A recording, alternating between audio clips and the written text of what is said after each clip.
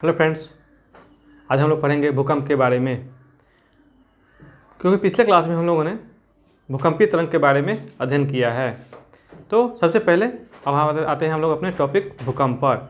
भूकंप से के टॉपिक से आपको पता चल ही गया होगा कि भूकंप है क्या।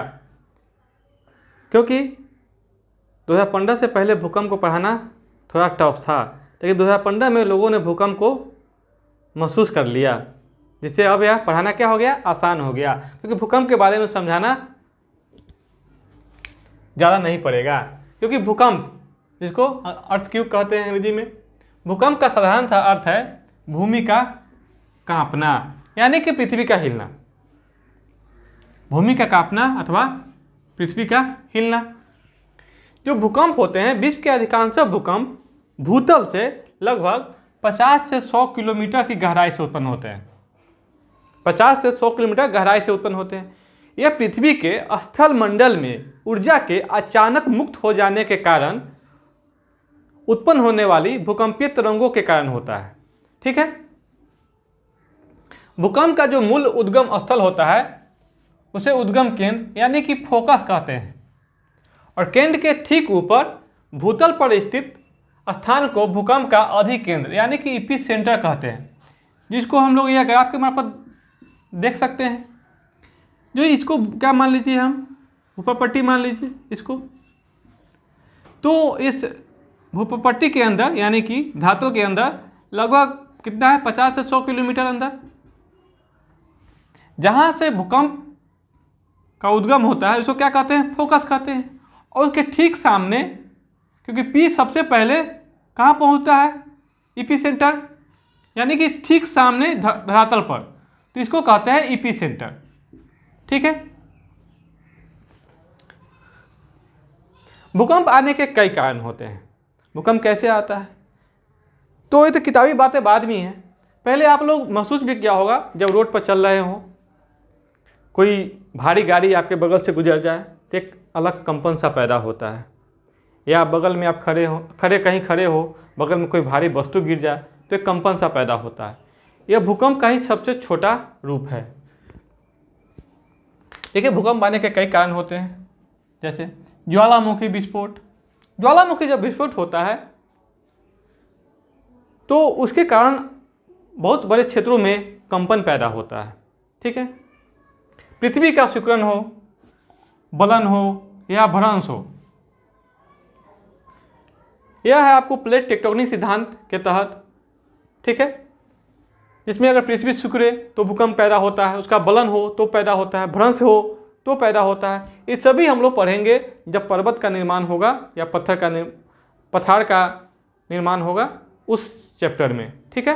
पर्वत और पठार, बड़े बड़े बांधों का निर्माण होता है, जिससे एक बहुत बड़ा एरिया क्या कहते हैं, वहाँ पर ओजन छिप जाता है, जिसके कारण वहाँ पर जब बांध टूटता है तो वहाँ भूकंप की स्थिति उत्पन्न हो जाती है। और बड़े बड़े वैज्ञानिकों ने यह भी कहा है कि जो बड़े बड़े बांध बनाए जा रहे हैं, ऊंचाई एक निश्चित ऊंचाई से ज़्यादा, वह बहुत बड़े भूकंप का कारण बन सकते हैं। इसी कारण है कि बांध की ऊंचाई को कम किया जाए। सबसे अधिक भूकंप कहाँ आते हैं, तो सबसे अधिक भूकंप और ज्वालामुखी दोनों साथ साथ ही लेंगे, क्योंकि इसके बाद जो चैप्टर हमारा होगा वो ज्वालामुखी होगा।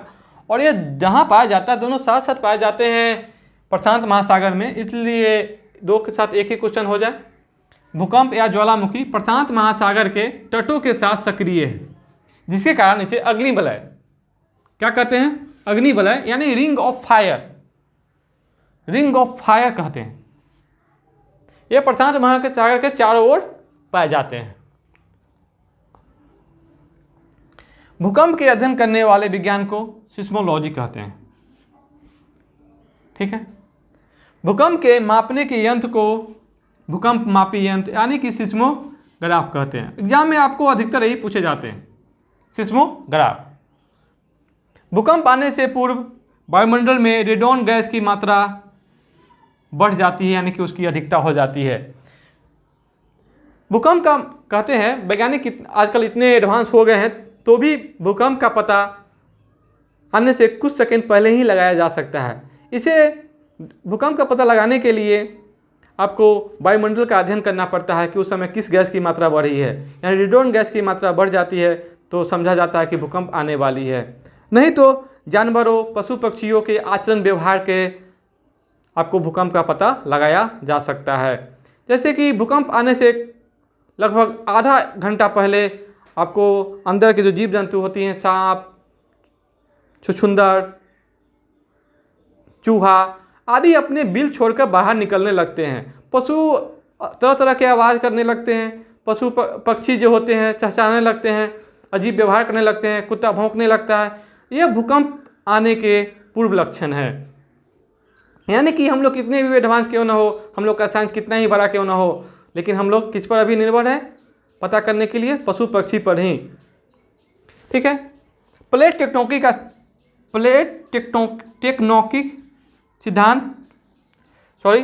टेक्टोनिक सिद्धांत भूकंप की उत्पत्ति का सबसे प्रमुख सिद्धांत माना जाता है, जो हम लोग यहाँ पर देख चुके हैं। प्लेट टेक्टोनिक पशुओं के आचरण से भूकंप की भविष्यवाणी की जाती है। ठीक है।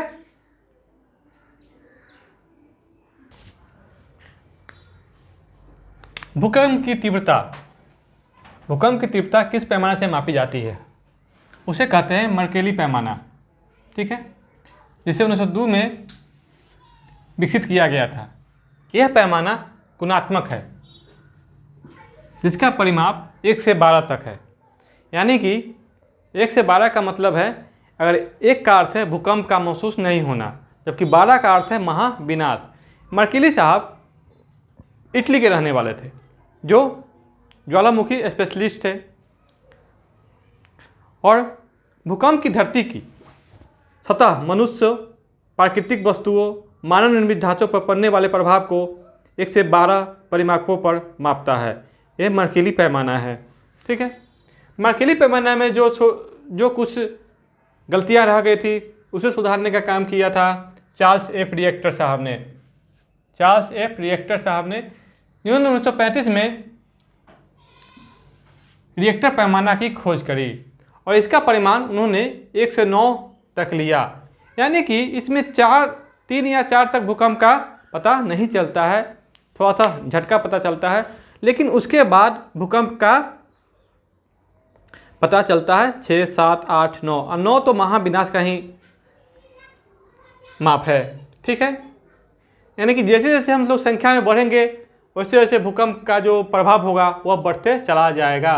तो भूकंप का परिमाण किससे मापते हैं? तो चार्ल्स रिएक्टर पैमाना से। अब भूकंप की तीव्रता मर्केली पैमाना से। ठीक है। अब आते हैं हम लोग भूकंप का एरिया बांटना, कि विश्व में कौन सा क्षेत्र है जहाँ भूकंप ज़्यादा आते हैं, कौन सा क्षेत्र है जहाँ भूकंप कम आते हैं। तो देखते हैं हम लोग विश्व के भूकंप के 3 प्रमुख क्षेत्र। ठीक है। तो विश्व के कुल भूकंप का लगभग 68% आता है परिप्रशांत पेटी, यानी प्रशांत महासागर के चारों ओर।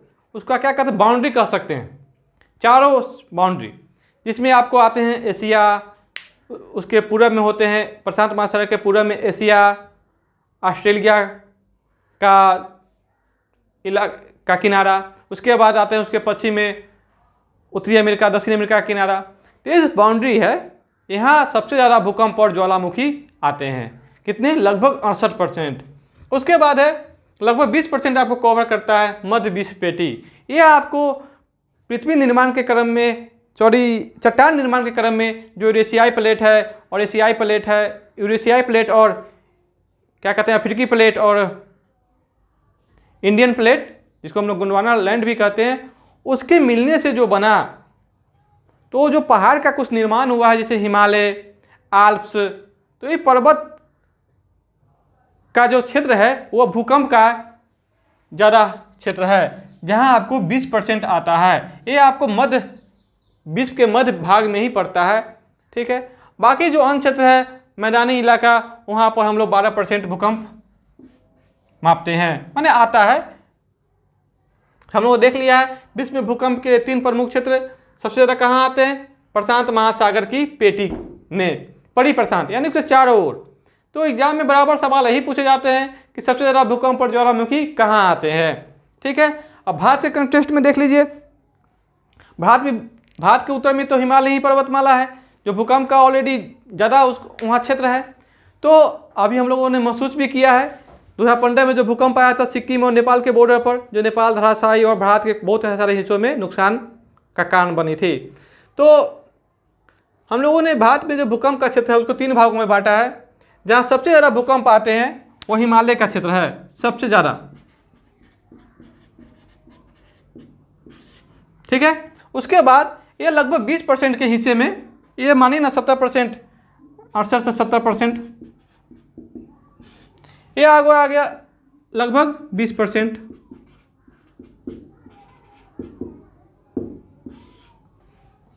मैदानी इलाका, मैदानी में जो आपको इलाका आता है राजस्थान, पंजाब,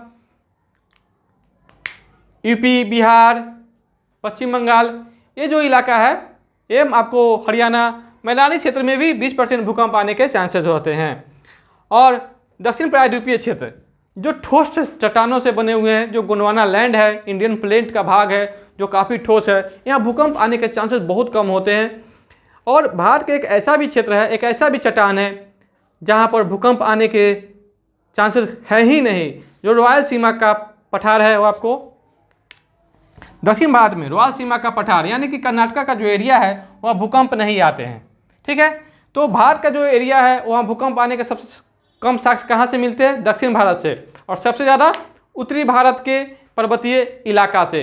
और हम लोग जिस मैदानी भाग में रहते हैं वहाँ भी भूकंप आने के साक्ष्य मिलते हैं लेकिन कम, और उसका ज़्यादा से ज़्यादा प्रभाव आपको पड़ता है हिमालय के भूकंप आने के कारण मैदानी भागों में भूकंप ज़्यादा आते हैं। इस प्रकार हमें जहाँ तक पता हो है कि आपको भूकंप के बारे में जो भी हमने अभी बताया है वो आपको समझ में आ गया होगा, ठीक है।